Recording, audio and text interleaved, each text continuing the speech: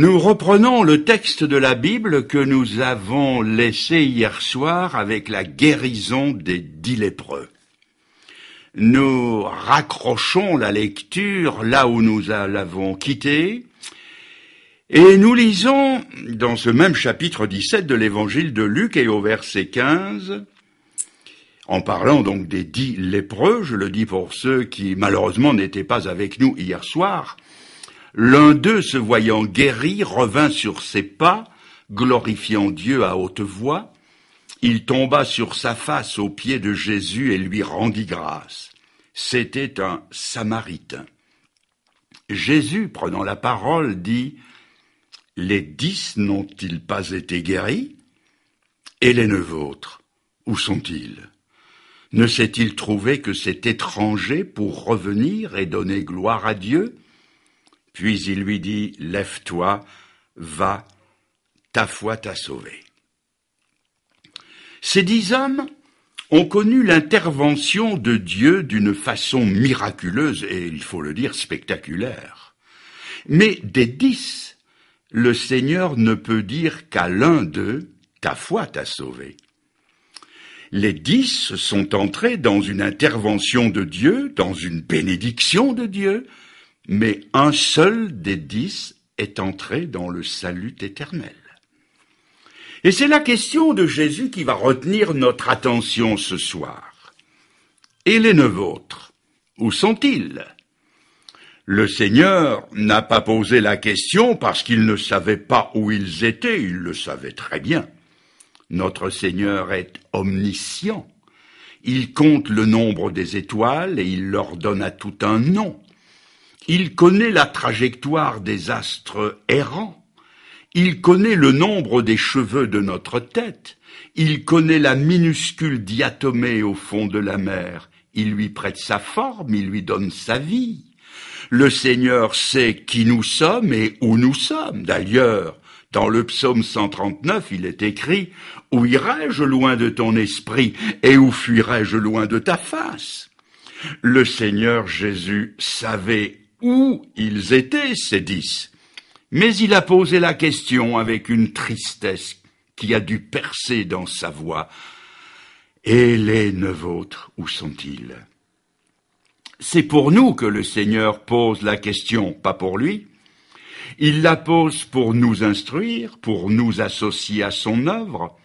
Et plus d'un serviteur de Dieu a connu la même souffrance, parce qu'il a dû poser la même question. Où sont ceux à qui j'ai parlé de l'Évangile l'année dernière? Où sont ceux qui, il y a 6 mois, venaient s'asseoir sur les bancs de cette église? Où sont ceux qui, il y a 1 mois encore, unissaient leur chant au nôtre pour faire monter ces belles mélodies d'amour vers le ciel? Où sont-ils ceux qui, il y a 1 semaine, montraient quelque intérêt pour le salut de leur âme? Où sont-ils, ces gens qui ne sont plus jamais revenus? Et cette question en fait naître une autre. Pourquoi ne sont-ils pas revenus? Qu'est-ce qui les a retenus loin de cet évangile qui pouvait leur apporter un bonheur présent et éternel? Alors, pourquoi ne sont-ils pas revenus? La question nous est posée pour que nous allions à leur recherche, et c'est ce que je vous propose de faire. Nous allons aller demander aux 9 autres pourquoi ils ne sont pas revenus. Vous allez peut-être dire, mais où va-t-on trouver ces 9 hommes? Ils ne sont pas dans la Bible, et vous le savez aussi bien que moi. Mais voyez-vous, ces 9 hommes ont existé de tout temps. Ils existaient du temps du Seigneur, ils existent de notre temps et ils sont peut-être parmi nous ce soir. Qui pourrait dire qu'il n'a jamais été au bénéfice d'une intervention de Dieu? Certains pourraient citer des épisodes de leur vie où Dieu véritablement les a conduits, leur a fait du bien, est intervenu, a fait quelque chose pour eux de façon claire et précise, et malgré cela, ils ne sont pas revenus au Seigneur. Ces 9, vous allez les reconnaître au passage, car ils sont tous bien de chez nous. C'est une expression de Suisse. On le dit en Suisse, ils sont bien de chez nous. Il va sans dire que 10 lépreux guéris, instantanément, ça a fait du bruit dans toute la région. Tout le monde en parle. Nous allons faire du journalisme interview.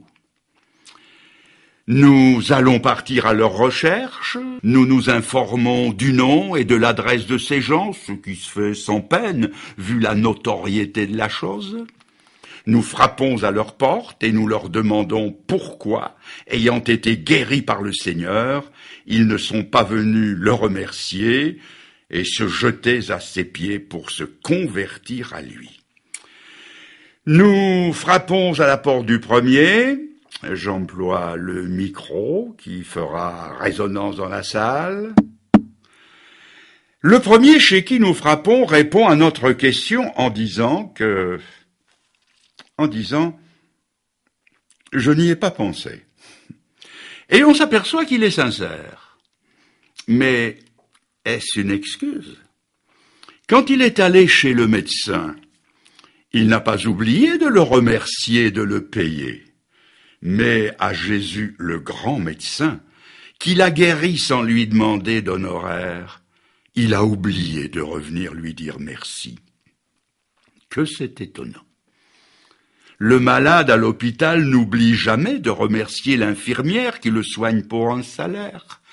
Mais à Jésus, dont la consultation et la guérison étaient gratuites, on oublie de lui dire merci. Ainsi, on a de la gratitude pour ceux qui se font payer, et on paie d'ingratitude celui qui donne gratuitement. Voyez-vous, cet homme est tellement occupé par la bénédiction qu'il a reçue qu'il en a oublié l'auteur de la bénédiction. Il l'a oublié. Il n'y a pas pensé. Un peu comme un enfant à qui l'on donne une friandise et qui oublie de dire merci. Nous avons tous reçu du Seigneur le soleil, la pluie en sautant, un cœur qui aime, un cerveau qui fonctionne, des yeux qui voient, des oreilles qui entendent, une âme qui vibre, mais qui ne vibre pas pour lui. Dans l'Épître aux Romains, il est dit « Ne sais-tu pas, ô homme, ne sais-tu pas que les bontés de Dieu te poussent à la repentance ?» Il n'est pas dit « te pousse à la reconnaissance », non, à la repentance. Toutes les bontés de Dieu devraient nous pousser aux pieds de Jésus, comme le 10e lépreux. Quoi donc? Seul le malheur devrait nous y pousser? Le bonheur ne peut-il pas nous y ramener? Faudra-t-il donc que le Seigneur nous frappe et nous donne l'impression de moins nous aimer pour se faire un peu désirer de nous? Cet homme que nous questionnons dit même qu'il n'a pas cru devoir le faire, et qu'après tout le Seigneur ne lui a rien demandé. C'est vrai que le Christ ne nous demande rien et qu'il nous donne tout, comme un enfant reçoit tout de ses parents. Mais quels parents n'ont pas chaud au cœur quand l'enfant, lors d'une promenade, leur cueille des fleurs de pissenlit en disant « Tiens, c'est pour toi ». Oui, ça fait chaud au cœur. Ah, que c'est triste quand on s'attache à la lettre. Il ne me l'a pas demandé. Et non, à l'esprit de la lettre. Certains rétorqueront peut-être, mais pour être sauvé, et vous le dites si souvent, Fernand Legrand, il suffit de croire. Eh bien moi, je crois. Je crois chez moi. Tous les dimanches, je suis le culte à la télévision ou à la radio. Pourquoi me déplacer? Aller au culte, à l'église, quand j'ai tout chez moi, et parfois même de meilleurs messages que dans mon assemblée. Mes amis, il n'y a rien de Jésus-Christ dans ce christianisme à l'économie. Tout juste le désir d'en faire un minimum pour Dieu et un maximum pour soi. Dieu aurait pu faire un monde à l'économie. Il aurait pu faire une Suisse plate comme une crêpe. Un monde sans papillons, sans pinsons qui chantent, sans couleurs, sans parfum, sans rien. Un monde plat, un monde terne. Ah, mes amis, si Dieu nous servait comme nous le servons, croyez-moi, nous serions bien mal servis. C'est avec un peu plus de peine que nous avons trouvé le deuxième lépreux. On a dû descendre dans les milieux interlopes de la ville, et on l'a retrouvé, attablé en joyeuse et douteuse compagnie, devant une impressionnante collection de bouteilles de vin. C'est le monde des affaires louches, du milieu, des hommes véreux, des transactions malhonnêtes, et ce n'est même pas la peine de l'interroger. La raison pour laquelle il n'est pas revenu à Jésus, c'est le milieu dans lequel il se trouve. Il est bien évident que là où il se trouve, Jésus ne peut pas être. Ce qu'il fait, Jésus ne peut pas l'approuver.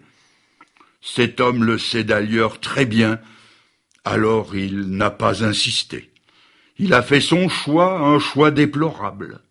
Il vend son éternité pour un petit avantage, un petit plaisir passager, et il a décidé froidement d'en supporter les éternelles et irréparables conséquences. Ah, mes amis, il y a des endroits, des amis, des ambiances, des choses qu'il faut quitter si l'on veut revenir à Jésus-Christ pour être sauvé. Il y a toujours un choix à faire entre Christ et Barabbas. Lequel voulez-vous que je vous relâche, avait dit Ponce Pilate. Et aujourd'hui, comme autrefois, entre Christ et les faux plaisirs, entre Christ et le monde, il y a toujours un choix à faire. Mais que ce choix ne vous retienne pas davantage de revenir à Jésus. Le Seigneur ne vous met pas à l'index. Écoutez-le dire. Où sont les vôtres? Où sont ceux qui ont droit à une si grande part d'héritage? Ce n'est pas un Christ qui tonne, c'est un Christ douloureux, qui ne veut pas que ses bras se referment sur le vide. Il y a encore de la place pour quelqu'un dans le cœur et dans les affections du Seigneur. Alors, tandis qu'il y a encore de la place, revenez à lui. Nous allons à la recherche du troisième lépreux. On a son adresse et on frappe à la porte. Bonjour. Bonjour. C'est vous le lépreux guéri par Jésus? Oui. Nous sommes des journalistes évangéliques et on voudrait savoir pourquoi vous n'êtes pas revenu à Jésus. Vous qui avez été si extraordinairement guéri par lui. Et cet homme répond: oh, vous savez, moi, je ne crois pas vraiment en lui. Comment? Vous ne croyez pas en lui? Non. Et pourtant, vous avez crié: aie pitié de moi. Oui, bien sûr que j'ai crié. Les autres ont crié, moi j'ai crié avec eux. Vu la situation dans laquelle j'étais, mais j'aurais crié à n'importe qui. Ah, comme c'est encore vrai.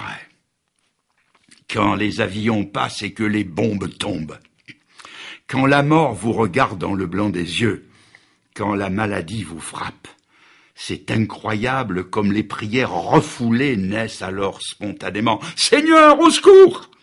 Et une fois le danger passé, on retombe dans l'ornière. Il semblerait que celui qui peut tout dans l'épreuve ne puisse plus rien quand le danger est passé. Ce troisième lépreux, sentant le reproche dans notre question, s'écriera: « Mais enfin, ce Jésus, c'est un guérisseur. Pourquoi voulez-vous que je m'attache à lui? Je ne m'attache pas au médecin qui me soigne. Quand je passe devant un calvaire, je fais le signe de la croix. » Un peu, paraît-il, comme Voltaire, qui se découvrait en passant devant un calvaire, et qui disait à son disciple, qui s'en étonnait: « On se salue, mais on ne se cause pas. » N'est-il pas bien de chez nous, ce troisième lépreux? Je ne crois pas vraiment en lui. On demandait un jour à un ami de Suisse aussi, voyant la jolie petite église, c'était un bijou cette église, quelqu'un lui a demandé: « Mais vous allez à l'église ?» Oh, il a dit: « Surtout pas. » On lui a dit: « Ben, pourquoi, vous êtes en froid avec le pasteur ?» Oh non. « Alors pourquoi vous n'y allez pas ?» Il a répondu: « Oh, vous savez, l'église, c'est un peu comme les pompiers. On n'aime pas s'en servir, mais on aime les savoir tout près. C'est un peu ça. Oui, je crois pas vraiment en lui, mais on aime quand même le savoir tout près. On va à la recherche du quatrième. Nous frappons. Bonjour. Dites-nous un peu, guéri comme vous l'avez été de cette terrible situation, pourquoi n'êtes-vous pas revenu à Jésus? Et il nous répond, je n'ai plus besoin de lui.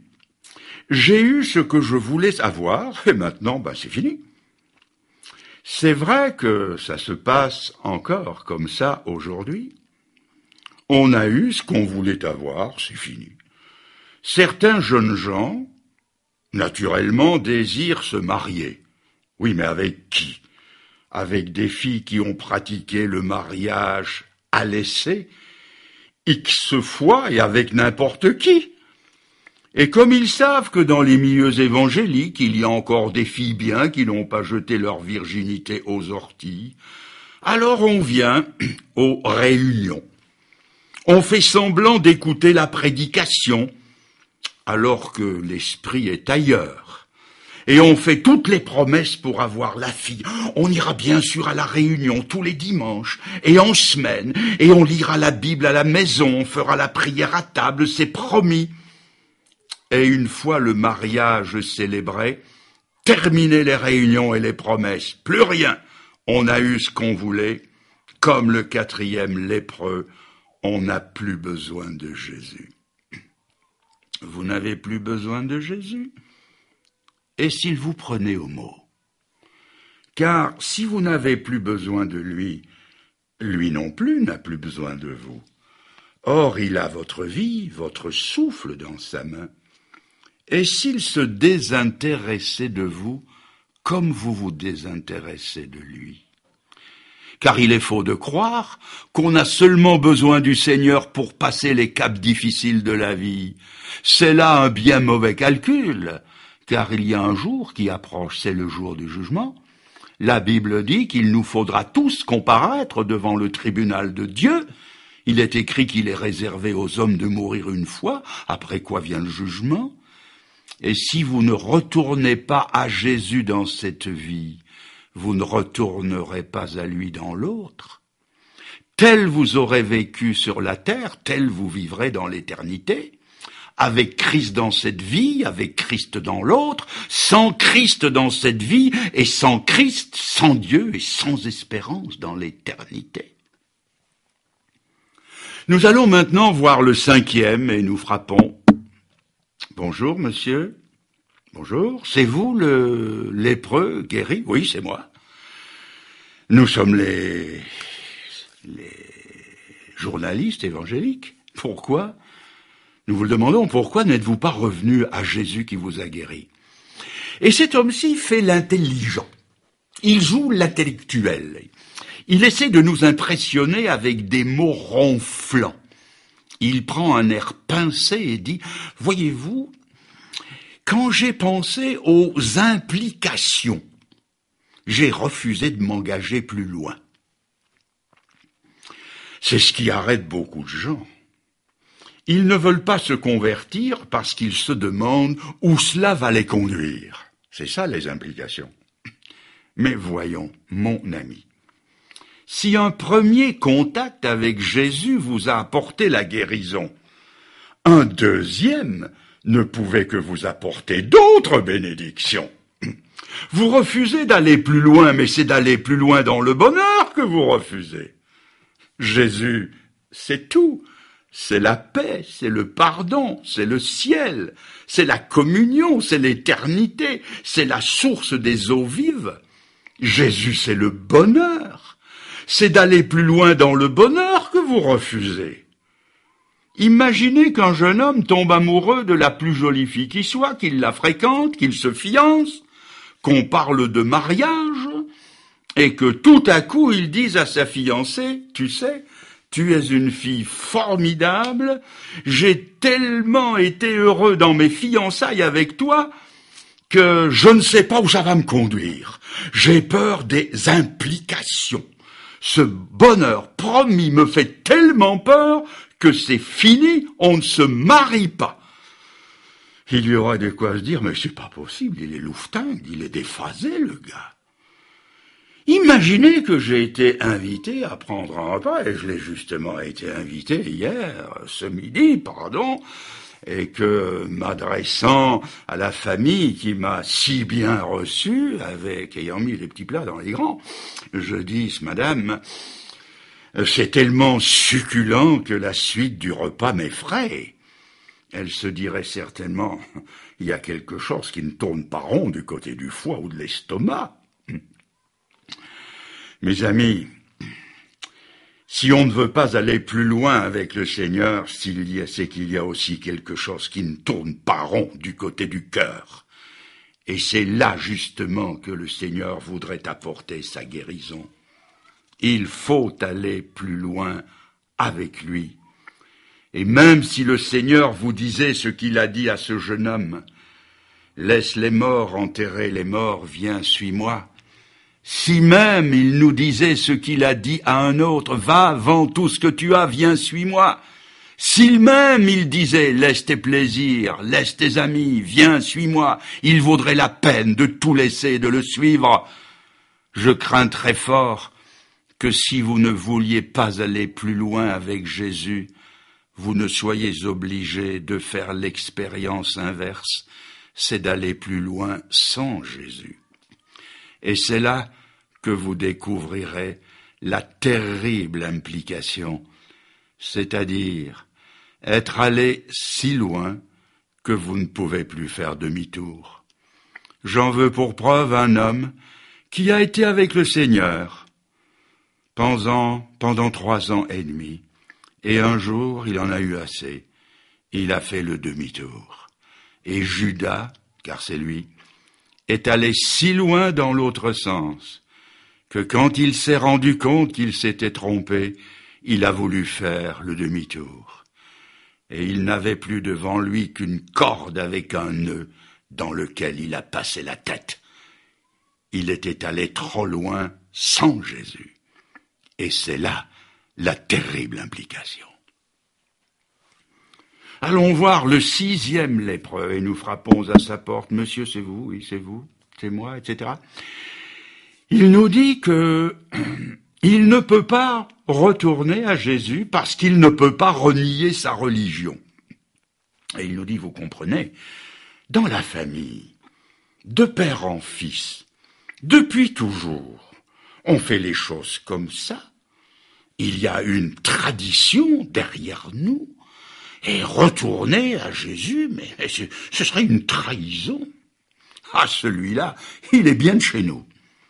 Mais mon cher ami, si pour retourner à Jésus, il vous faut renier votre religion, c'est que votre religion ne suit pas Jésus, c'est évident. Et si pour rester fidèle à votre religion, il vous faut renier Jésus, c'est qu'elle n'est pas celle de Jésus, même si elle en porte le nom. Et puis, ce n'est pas à une nouvelle religion que vous êtes invités à revenir. Et vous êtes invités à venir à Jésus, pas à un homme, pas à nous, pas à moi, mais à Jésus. C'est lui qui a porté vos péchés, c'est lui qui vous a aimé, c'est lui qui a versé son sang pour vous pardonner vos péchés, et c'est à lui que vous aurez à rendre compte un jour, pas aux hommes. Alors, pourquoi ne pas venir à Jésus? Nous allons trouver le 7e, et lui est plutôt du type lâche. Bonjour, monsieur, bonjour. Pourquoi, monsieur, n'êtes-vous pas revenu à Jésus? Eh bien, nous dit-il, avec un regard fuyant, je n'ai pas osé me compromettre. Comment? Oui, j'ai pas osé me compromettre. Comment? Vous n'avez pas eu peur qu'on vous voie avec les lépreux, et vous avez peur qu'on vous voie avec Jésus? Comme c'est étrange, rien n'a changé.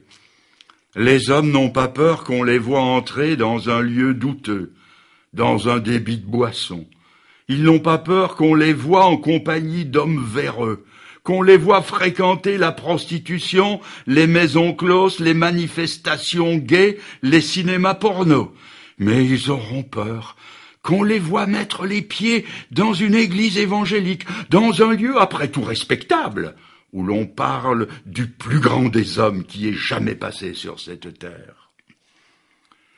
Mais, je le dis avec une certaine verve, mais pourquoi les blâmerais-je?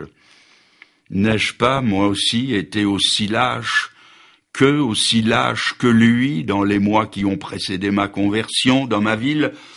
Il y avait un petit groupement, bonne dizaine de personnes qui se rassemblaient pour lire la Bible. Et je me souviens que quand je suis entré là pour la première fois, moi qui me croyais si fort, j'ai regardé à gauche, j'ai regardé à droite, pour voir si on ne me voyait pas entrer. Cette lâcheté, j'en ai encore honte aujourd'hui, et j'en ai demandé pardon à Dieu. Jésus dit, « Celui qui aura honte de moi et de mes paroles dans cette génération adultère et pécheresse, j'aurai honte de lui quand je viendrai dans la gloire de mon Père et avec ses saints anges. » Nous en sommes au 8e lépreux. Nous frappons à sa porte, il l'ouvre, et on n'a pas le temps de lui poser une question. « C'est vous? Oui, entrez donc. » Et il se met à parler, avec une volubilité plus que méridionale, un peu à la façon des témoins de Jéhovah quand ils viennent vous parler. Pas moyen d'en mettre une, de glisser un mot dans une conversation qu'ils font tout seuls. Lui aussi en est là. Ah, que je suis heureux. Le ciel est parfumé, la lumière est si pure, il cite Lamartine. Je vais de fête en fête, on me salue, on me félicite, on me porte en triomphe. On attend qu'il reprenne sa respiration pour lui demander « Et Jésus ?» Et il ne trouve pas un mot pour nous répondre. Ah oui, c'est le lépreux qu'on félicite, qu'on porte en triomphe. Mais Jésus, lui, on le laisse dans l'ombre. C'est la victoire de Jésus qu'on célèbre, mais on a bien soin de ne pas citer son nom. Ce sont les avantages sacrés qui nous ont été gagnés par le Seigneur, mais nous les traitons comme profanes, le jour du dimanche, les jours fériés de Pâques, de l'Ascension, de la Pentecôte, de Noël. Qu'est-ce que le dimanche aujourd'hui? Le jour du Seigneur, pensez donc. Mais non, c'est le jour du tiercé, c'est le jour de la sauterie, du pique-nique. Noël, qu'est-ce que c'est? Une vulgaire interruption, un bon gueuleton, une sauterie, et à minuit, une halte, une minute quand même, pour écouter un disque minuit chrétien, qu'on n'écouterait pas si la musique était moins belle. Ah, mes amis, nous vivons intensément les avantages qui nous ont été gagnés par Jésus, mais lui, on le laisse dans l'oubli. Le Christ est absent de ses conquêtes, et nous les utilisons à notre profit personnel. Nous détournons l'usage des victoires de Jésus-Christ. Et s'il nous reprenait ce qu'il nous a donné? Nous faisons la fête sans lui? Et s'il faisait la fête sans nous dans son ciel? Si Dieu s'intéressait aussi peu à nous que nous nous intéressons à lui, il y aurait bien peu de sauvés dans son ciel. Ainsi, on fait la fête de Jésus, mais on ignore Jésus. Et nous en arrivons ainsi à notre 9e et dernier lépreux. Nous frappons à sa porte. Bonjour monsieur, bonjour. Nous sommes des journalistes évangéliques. On voudrait savoir pourquoi, ayant été touchés par une telle grâce, vous n'êtes pas revenus à Jésus. Et il nous répond, « J'aurais bien voulu revenir à Jésus, mais je sais que je ne pourrais pas tenir. Je n'ai pas une petite idée du Seigneur, et je sais que je ne pourrais pas vivre à la hauteur de ce qu'il attend de moi, et je ne veux pas être un hypocrite. Je ne veux pas jouer la comédie de la repentance aujourd'hui, sachant bien que demain, je vais recommencer ma vie de patachon. Peut-être, s'il l'avait connu, aurait-il cité Baudelaire. Nos péchés sont têtus, nos repentirs sont lâches. Nous nous faisons payer grassement nos aveux, et nous rentrons gaiement dans le chemin bourbeux, croyant par de vils pleurs laver toutes nos tâches. Non, non et non, de cette hypocrisie je n'en veux pas. Il ne veut pas parce qu'il croit qu'il ne pourra pas tenir. Et vous pensez peut-être comme lui, et en tout cas moi je l'ai pensé pendant longtemps. Et si je ne me suis pas converti plus tôt, c'est à cause de cette pensée-là. Je ne pourrais pas tenir. J'aimerais que vous regardiez le ciel ce soir, la lune, ou bien le soleil, les étoiles qui sont là-haut dans le ciel. Par quel prodige ces masses énormes tiennent-elles toutes seules?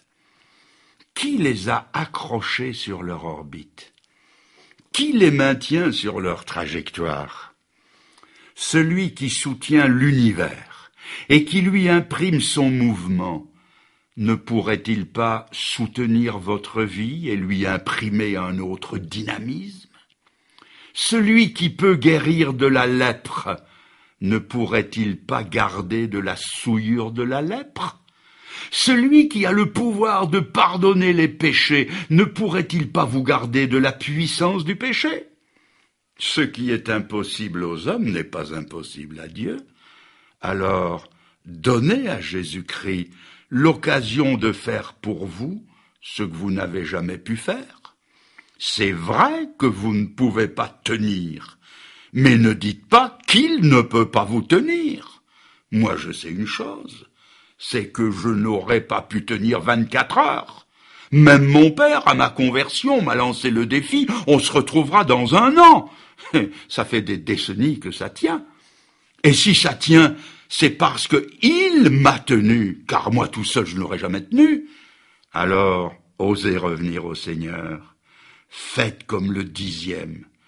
C'était un étranger, lui, un Samaritain. Il est revenu avec ses problèmes, avec ses questions, avec ses difficultés. Et il en avait peut-être plus que d'autres. Il est venu faire confiance à Jésus et il n'a pas été déçu. Il y a longtemps que Jésus vous attend. Il y a longtemps que vous n'êtes pas revenu. Alors, et c'est ma dernière question, pourquoi ne reviendriez-vous pas aujourd'hui, comme le 10e lépreux, pour aussi vous entendre dire « Ta foi t'a sauvé ». Faites-lui confiance. Le début de la vraie foi, c'est de perdre confiance en soi, et c'est de commencer à la mettre dans le Seigneur. Voilà, j'ai fini. Nous allons avoir 1 minute de silence. Nous allons courber nos têtes, nous fermerons les yeux, nous oublierons tout ce qui nous entoure. Et dans ce silence, nous aurons l'occasion, vous aurez l'occasion de lui parler. Et dans la prière, que je vais dire lentement, afin que vous pouviez la suivre, vous pouvez même intérieurement, vous pouvez la suivre, la redire, comme si elle était la vôtre. Si donc les mots vous conviennent, dites-lui maintenant, dites-lui, Seigneur, Seigneur, je viens, Seigneur, je reviens. Je sais que je ne tiendrai pas, mais ce que je ne peux pas faire, dites-lui, Seigneur, ce que je ne peux pas faire, fais-le en moi. Seigneur Jésus-Christ, je me donne à toi aujourd'hui. Je te demande, sauve-moi aujourd'hui et tiens-moi demain et après-demain et tous les autres jours jusqu'à la fin. Seigneur, je te fais confiance.